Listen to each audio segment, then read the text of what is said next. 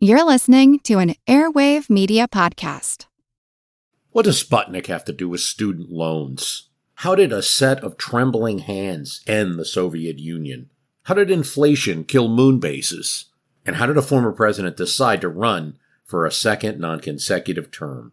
These are among the topics we deal with on the My History Can Beat Up Your Politics podcast. We tell stories of history that relate to today's news events. Give a listen.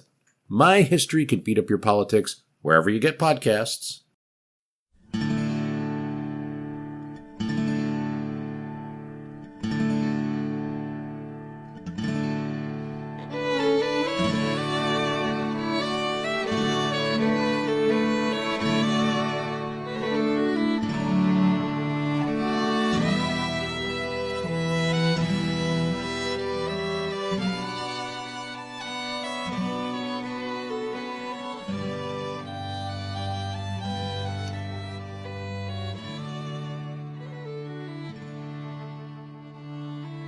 Hey everyone, welcome to the 325th episode of our Civil War podcast. My name is Rich. And I'm Tracy. Hello y'all, thanks for tuning into the podcast. As y'all recall, we used the last episode to talk about the fight at the railroad cut at Gettysburg on the morning of July 1st, 1863. And we said that after that, starting at about noon, for the next couple or several hours, a lull descended across the battlefield. And at the end of the last show, we said we thought we'd take advantage of that pause in the action on the battlefield and use this episode, and the next, to turn our attention back to the two Army commanders and see what was going on with Robert E. Lee and George Meade.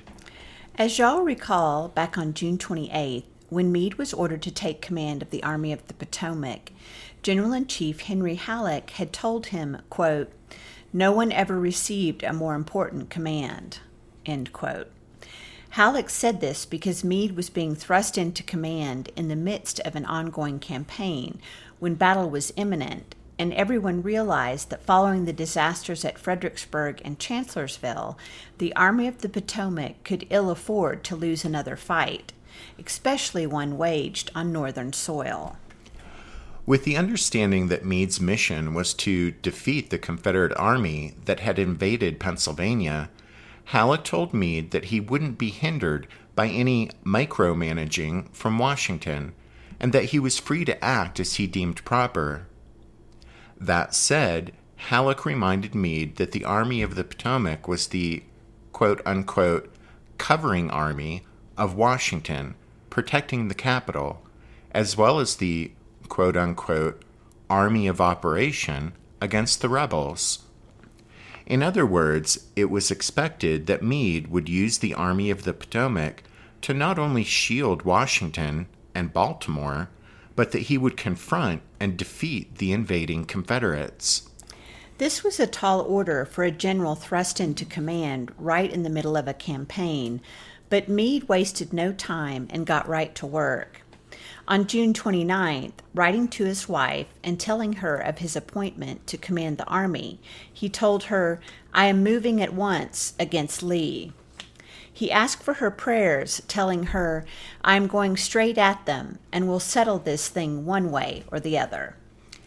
Keep in mind those were personal comments, unlike, say, Joe Hooker's very public boasting and posturing.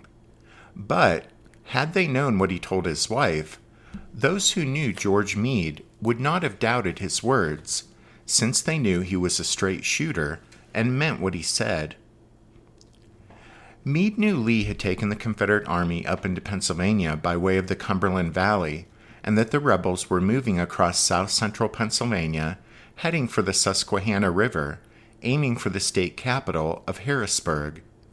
And so, immediately upon taking command, Meade got to work, issuing orders that would take the Army of the Potomac northward on a broad front, thereby posing a threat that Lee couldn't ignore.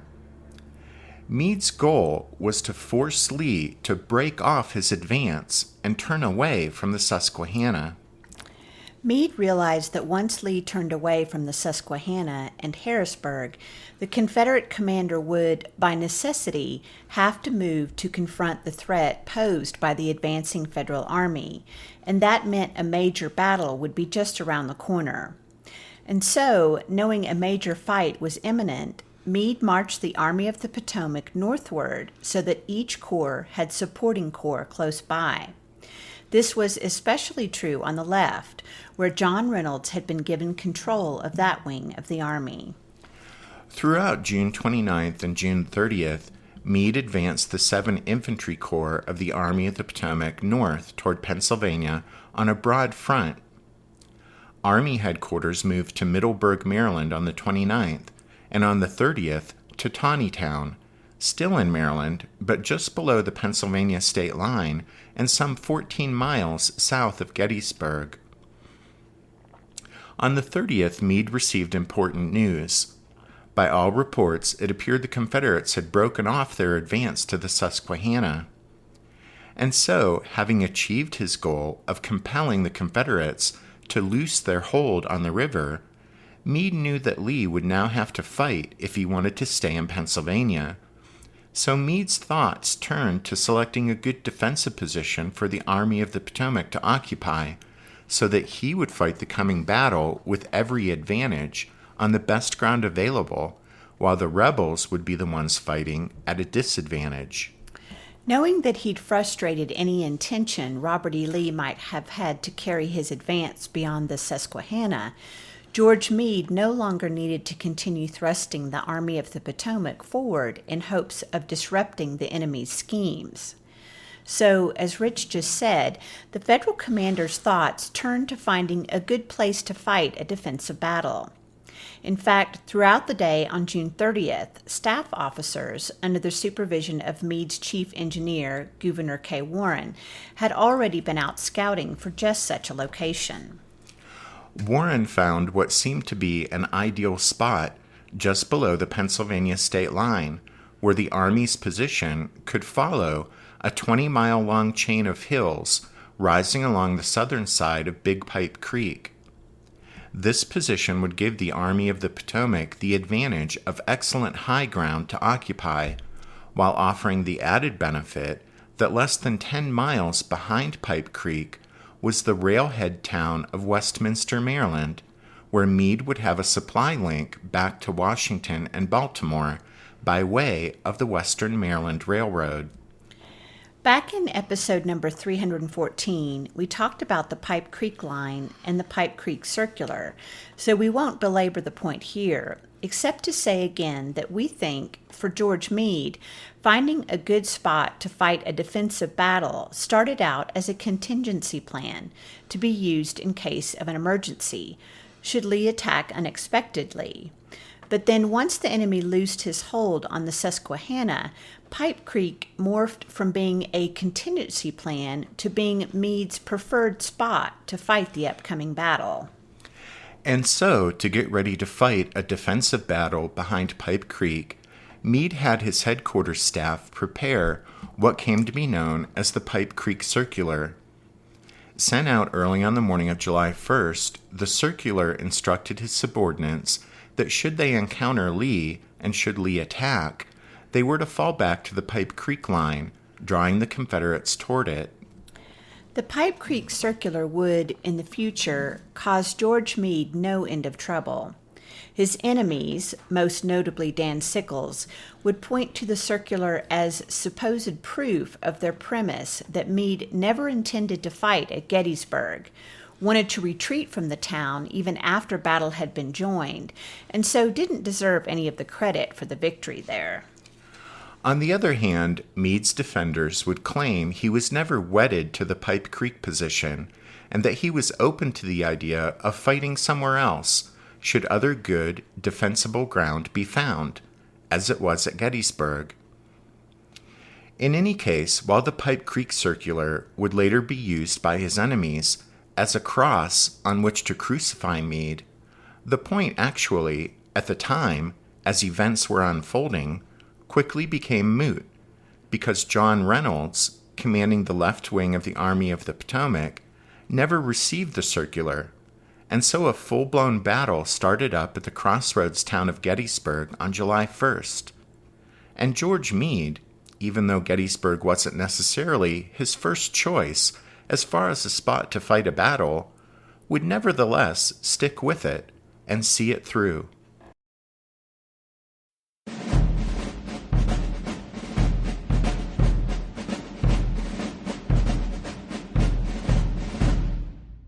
Did archaeologists discover Noah's Ark? Is the rapture coming as soon as the Euphrates River dries up? Does the Bible condemn abortion? Don't you wish you had a trustworthy academic resource to help make sense of all of this? Well, I'm Dan Beecher, and he's award-winning Bible scholar and TikTok sensation Dr. Dan McClellan, and we want to invite you to the Data Over Dogma podcast, where our mission is to increase public access to the academic study of the Bible and religion, and also to combat the spread of misinformation about the same. But, in a fun way. Every week we tackle fascinating topics, we go back to source materials in their original languages, and we interview top scholars in the field. So whether you're a devout believer, or you're just interested in a clear-eyed, deeply informed look at one of the most influential books of all time, we think you're going to love the Data Over Dogma podcast, wherever you subscribe to awesome shows. What's something you learned in history class that you feel wasn't the whole truth?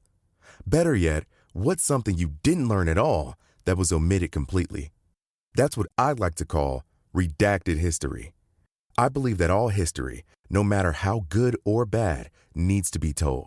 There are wars, massacres, battles, and entire historical events that are just not in our school's history books. Have you ever heard of Mary Bowser? I didn't think so. My name is Andre White, the host of the Redacted History Podcast, the place where history's forgotten events, heroes, and villains get their story told, one episode at a time. So come huddle around the campfire with me and get ready to hear the stories that you were robbed of. And get comfortable. We're going to be here a while. The Redacted History Podcast. Real history never dies. Stream the Redacted History Podcast on Apple Podcasts, Spotify, or wherever else you get your podcasts. The Pipe Creek Circular never reached Reynolds, nor did Reynolds receive another message that Meade also sent off the morning of July 1st. In the latter message, Meade asked for Reynolds' view on whether Gettysburg was a good spot to fight a battle. Meade noted that, quote, "If the enemy is concentrating in front of Gettysburg or to the left of it, the general is not sufficiently well informed of the nature of the country to judge of its character for either an offensive or defensive position." That message seems to support the claims of Meade's defenders. That is, that he was not committed to the Pipe Creek position, but was open to fighting somewhere else. It would also confirm Meade's later testimony before the Joint Committee on the Conduct of the War that the Pipe Creek Circular was a, quote, mere contingent intended only to be executed under certain circumstances. At any rate, Meade's marching orders for the first day of July gave destinations for each of the 7 corps. The 1st Corps was to march to Gettysburg, and the 11th was to follow and stay in supporting distance, with the 3rd trailing along behind and just making Emmetsburg. Slocum's 12th Corps, part of another wing of the Army, would also end its day's march within supporting distance, setting up camp at 2 taverns just 4 miles southeast of Gettysburg on the Baltimore Pike. The other 3 corps would be farther off, the 2nd at Taneytown, the 5th at Hanover, and the 6th well to the east at Manchester. Meade directed his generals to have their corps leave behind unnecessary baggage and to travel light. He also warned them that the latest intelligence he'd received indicated the enemy's, quote, movements indicate a disposition to advance from Chambersburg to Gettysburg, end quote. Meade also called for the distribution to the troops of 3 days' rations and 60 rounds of ammunition per man, sure signs that a battle was imminent. Still, Meade wasn't sure when and where his army would encounter the enemy. Until that happened, Pipe Creek was appealing, but he was open to Reynolds' advice about whether to fight at Gettysburg.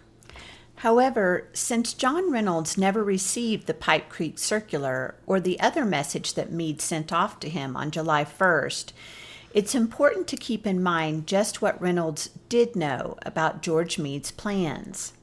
So, when John Reynolds set out for Gettysburg on that fateful Wednesday morning, what did he know about Meade's intentions? According to Harry Fans, in his book Gettysburg, the First Day, Meade, after taking command of the army, had talked with Reynolds about his desire to bring the enemy to battle, quote, whenever and wherever found, end quote. And then, with Meade's marching orders for July 1st, Reynolds was of course aware that he was being directed to lead the strong left wing of the army to where the rebels were showing the strongest force.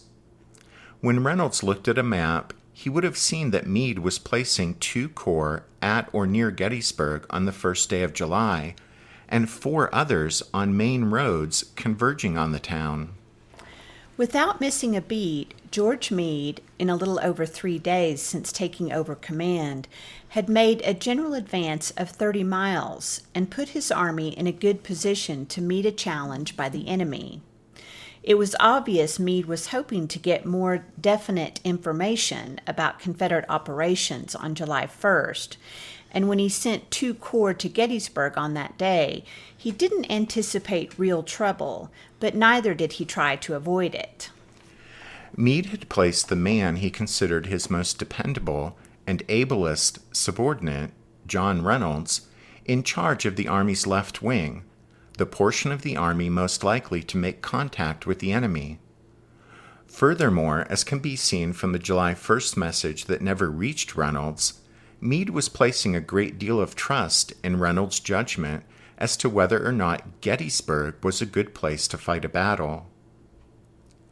So, all in all, what we're trying to get at here is that although some historians have portrayed George Meade as completely put out and discombobulated by John Reynolds' decision to initiate a battle at Gettysburg on July 1st, the truth is that Meade had already demonstrated his willingness to fight Lee at any time and any place, as long as it was to his advantage to do so. Reynolds' decision to escalate the fight at Gettysburg on the morning of the first day of July was perfectly consistent not only with his own temperament and inclination, but also consistent with what he knew about Meade's intentions, and with the dispositions Meade had made in placing the army in a position to meet a challenge by the enemy. When John Reynolds put his troops on the march for Gettysburg that Wednesday morning, it seems, by all accounts, that he didn't expect a major collision with the rebels at the town that day. But when he realized that was what was happening, he hesitated not at all in committing to an escalation of the fighting in order to keep the Confederates out of Gettysburg for as long as possible and away from the good ground south of town.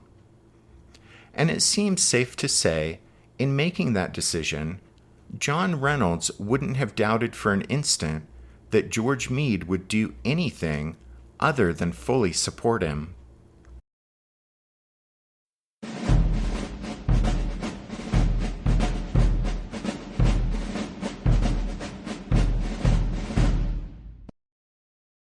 As we've related previously on the podcast, after he arrived at Gettysburg and found Buford's Union cavalry already engaged with the advancing Confederates, John Reynolds decided quickly that he would hurry his troops forward to support Buford. Having made that decision, Reynolds then turned to his aide, Captain Stephen Weld, and gave him a verbal message to deliver to George Meade. According to Weld, Reynolds told him that he would find Meade at the Army Commander's headquarters at Taneytown, some 14 miles away, quote, and told me to ride with the greatest speed I could, no matter if I killed my horse. Weld spurred off, carrying the following message from Reynolds to Meade, quote, "The enemy are advancing in strong force. I fear they will get to the heights beyond the town before I can. I will fight them inch by inch, and if driven into the town, I will barricade the streets and hold them back as long as possible. Reynolds also sent messengers racing off to the commanders of the other 2 corps of the Army's left wing. To the 11th Corps' Otis Howard, Reynolds sent a message saying that he had encountered the enemy in force at Gettysburg, and Howard was, quote, to bring your corps forward as rapidly as possible, end quote. And then for the commander of the 3rd Corps, Reynolds' message was, quote, tell General Sickles I think he had better come up. Having sent off those messages, John Reynolds galloped off to bring up his men of the 1st Corps and to keep his date with destiny. Meanwhile, down at Taneytown, Winfield Scott Hancock's 2nd Corps started to march into town around 11 a.m. that morning. Hancock reported to Army headquarters and was talking with Meade about the Pipe Creek line when, about 11:30, Captain Weld rode up with Reynolds' urgent verbal message that he was going to make a fight of it at Gettysburg. Shortly thereafter, Meade received another message, this one from John Buford, and penned about 10 minutes after 10, reporting that A.P. Hill's Confederates were driving back, quote, my pickets and skirmishers very rapidly, end quote. As Meade grappled with the implications of these messages and considered how best to manage the rapidly evolving situation, everything changed abruptly about 1 p.m. when word arrived that Reynolds had been killed early in the fighting at Gettysburg. Fortunately for Meade, Winfield Scott Hancock, a highly competent subordinate, was already at hand, so Meade directed him to ride to Gettysburg and, quote, assume command of the corps there assembled, the 11th, 1st, and 3rd, at Emmitsburg. If you think the ground and position there a better one to fight a battle under existing circumstances, you will so advise the general, and he will order all the troops up. As Meade later pointed out, Gettysburg was, quote, a place which I had never seen in my life, end quote. And so, like he had with Reynolds, Meade was entrusting Hancock with the latitude to determine if the place was a good spot to fight a battle. Hancock left Taneytown around 1:30, riding in an ambulance for the first several miles so that he could look at some maps. As it would turn out, though, even before he heard back from Hancock, Meade would begin issuing the orders that would commit the entire army to battle at Gettysburg. Upon reflection, Meade had realized that with 3 of his 7 corps already committed to an engagement there, he had better, sooner rather than later, issue orders that would bring the rest of the army up to Gettysburg. And so, by the time Hancock arrived back at Taneytown sometime between 9 and 10 that night to report to Meade, he found that the Army commander had already ordered the other 4 corps to advance to the crossroads town. After talking with Hancock, George Meade, sometime after 10 o'clock that night, and at the end of just his 4th day in command of the Army of the Potomac, set out, riding north through the moonlight, ready to make his stand at Gettysburg.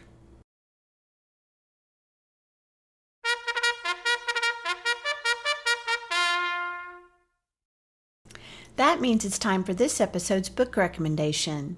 And our recommendation this time is 3 Days at Gettysburg, Essays on Confederate and Union Leadership, edited by Gary Gallagher. This book has over a dozen essays by noted Civil War historians, all focusing on the nature of command and on different aspects of the 3-day battle at Gettysburg. You may not always agree on a particular author's take on a subject, but it always makes for interesting and thought-provoking reading. Don't forget you can find all of our book recommendations if you head over to the podcast website, which is www.civilwarpodcast.org. And then we want to thank the newest members of the Strawfoot Brigade for their support of the podcast, and that would be Jean, Paul Paulian, Ed K., Mark, and Ed R. And thanks to Don, Steve, and John for their donations this past week. And thanks to all of you for listening to this episode of The Civil War, 1861 to 1865, a history podcast. Tracy and I do hope that you'll join us again next time when we'll turn our attention to Robert E. Lee. But until then, take care. Thanks, everyone. Bye.